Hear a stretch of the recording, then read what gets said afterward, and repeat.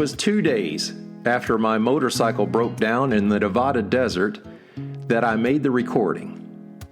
It's actually a video where I described how everything was going great until it wasn't going so great. Most importantly, though, I shared my feelings at that moment. Not feelings of despair or disappointment that my motorcycle journey had ended so abruptly. No, instead, it was about feelings of overwhelming gratitude. Gratitude for a world, as I found, is just full of good people who will help a stranger in need. And my friends, this time, I was that stranger, and I was very much in need. In today's episode, I'll share with you the raw, unedited audio that I captured that day back in the Nevada desert where my motorcycle had broken down just 2 days earlier. My hope is that you'll hear it in my voice, that gratitude that I felt toward so many good people who came to both my physical and emotional rescue. Recorded in beautiful Loveland, Colorado. Welcome to Peace, Love, Moto, the podcast for motorcyclists seeking that peaceful, easy feeling as we cruise through this life together. Are you ready? Let's go.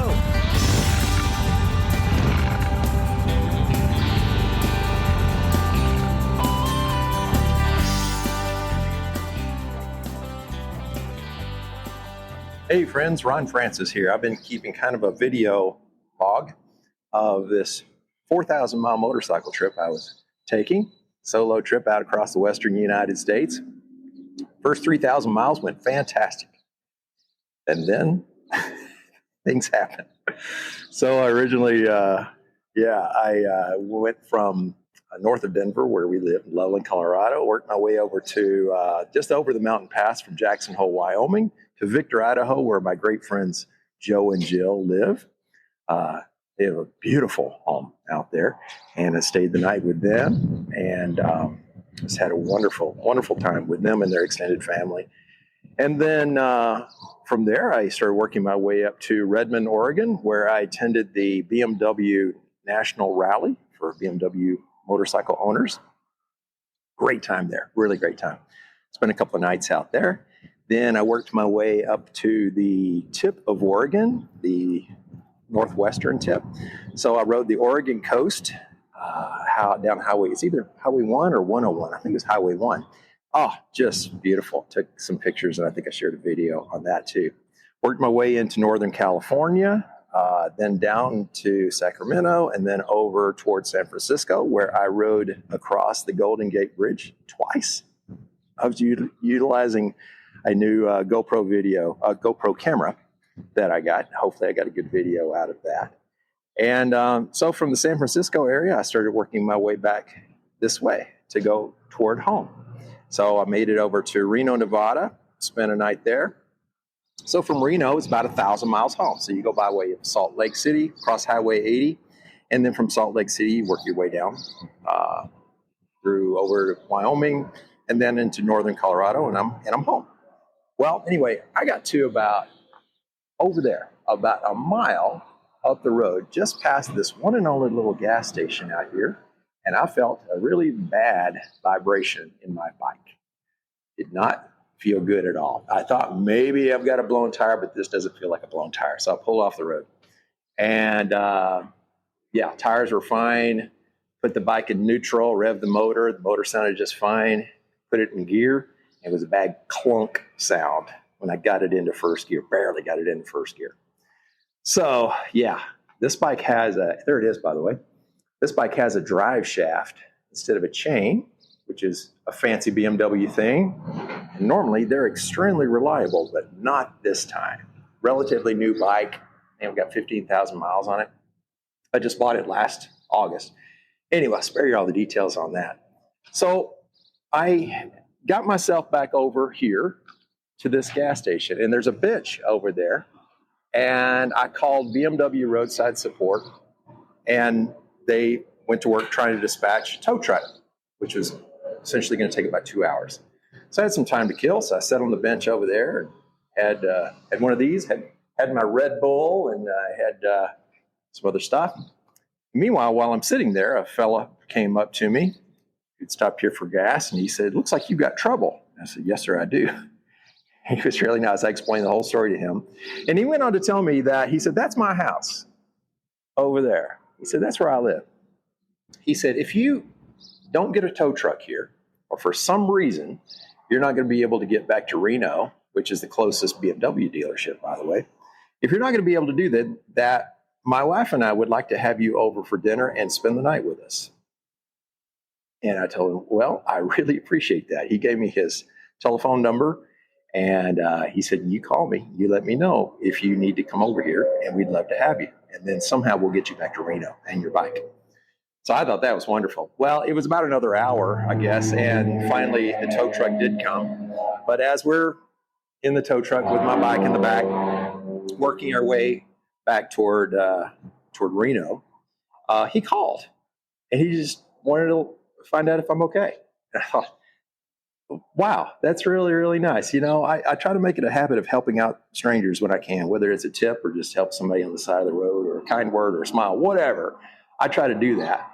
But when it comes back and somebody does it for me, wow, that really gets you. So there's more to the story. So yeah, the people at the BMW place were really great. Normally, I don't need any luggage other than, you know, the change of clothes and basic stuff. But when I have to carry my helmet and a big pair of boots and a big heavy jacket and a big pair of motorcycle pants, then I need luggage. And so the guy who was the manager of the service manager at the BMW place, I kind of mentioned that. I said, "Hey, I got to get a piece of luggage somewhere. Got any ideas?" And he said, "Oh, just hold tight." He called his wife, and his wife came over to the shop and brought me a suitcase to give to me, one of theirs. So another thing, somebody else just taking care of me there. So I guess I'll kind of wrap up with this last thing. I'm driving now in this big Penske vehicle. Very fortunate to find it. And I'm working my way to Salt Lake tonight, and then I'll be heading on home into Colorado tomorrow. But finally I stayed at the same hotel 2 nights. And there's a cleaning lady there that cleans the room. She spoke in broken English. I'm not sure where she was from. But just a little bitty lady, really, really nice, probably 40. And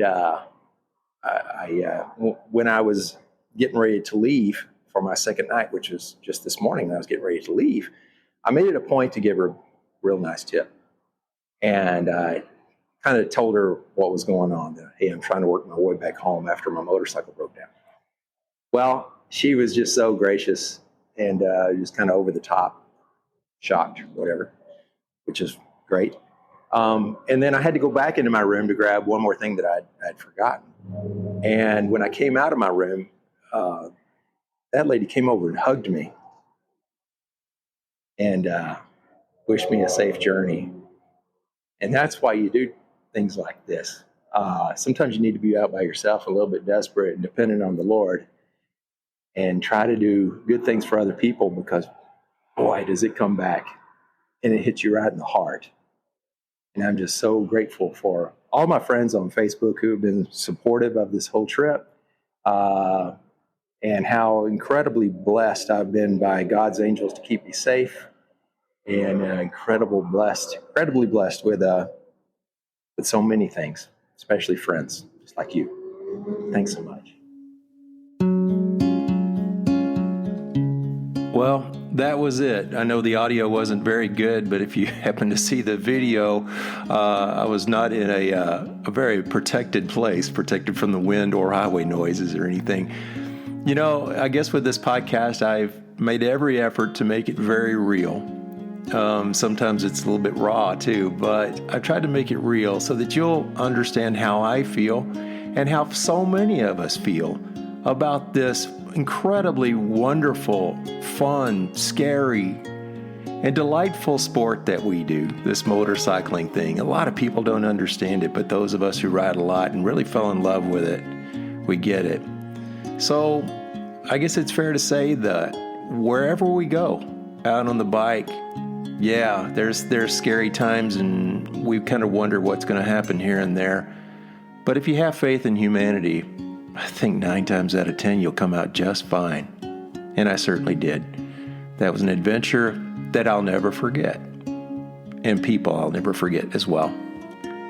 Thank you so much for listening. I wish you peace, and I wish you love.